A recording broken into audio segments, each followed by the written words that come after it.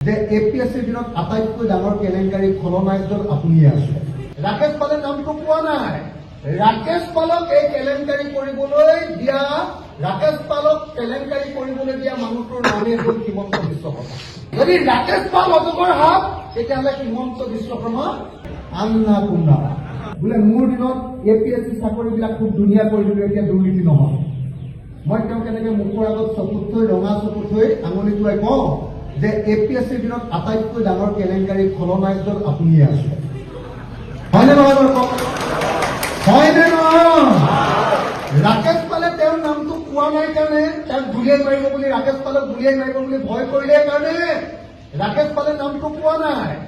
ৰাকেশ পালক এই কেলেংকাৰী কৰিবলৈ দিয়া, ৰাকেশ পালক কেলেংকাৰী কৰিবলৈ দিয়া মানুহটোৰ নামেই হ'ল হিমন্ত বিশ্ব শৰ্মা। হয়নে নহয় কওক?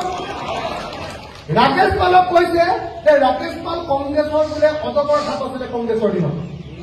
অজগৰ সাপ। যদি ৰাকেশ পাল অজগৰ সাপ, তেতিয়াহ'লে হিমন্ত বিশ্ব শৰ্মা কি? এই সাপতকে ডাঙৰ বস্তু এটা আছে কি? আন্না কুন্না। আন্না কুন্না। বুজা নাই? ৰাকেশ পাল যদি অজগৰ সাপ, তেতিয়াহ'লে হিমন্ত বিশ্ব শৰ্মা হ'ল এপিএছচিৰ আন্না কুন্না। হয়নে নহয় কওক? যে এপিএছচিৰ দিনত আটাইতকৈ ডাঙৰ কেলেংকাৰী খলনায়কজন আপুনিয়ে আছে। ৰাকেশ পালে নামটো পোৱা নাই। ৰাকেশ পালক এই কেলেংকাৰী কৰিবলৈ দিয়া, ৰাকেশ পালক কেলেংকাৰী কৰিবলৈ দিয়া মানুহটোৰ নামেই হ'ল হিমন্ত বিশ্ব শৰ্মা।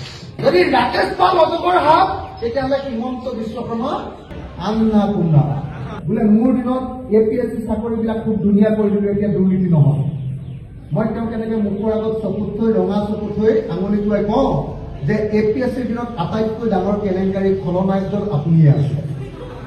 হয়নে নহয় বাৰু কওক? হয়নে নহয়?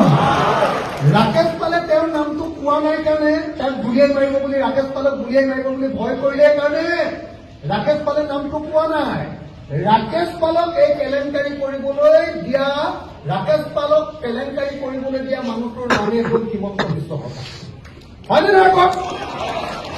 ৰাকেশ পালক কৈছে যে ৰাকেশ পাল কংগ্ৰেছৰ বোলে অজগৰ সাপ আছিলে কংগ্ৰেছৰ দিনত। অজগৰ সাপ।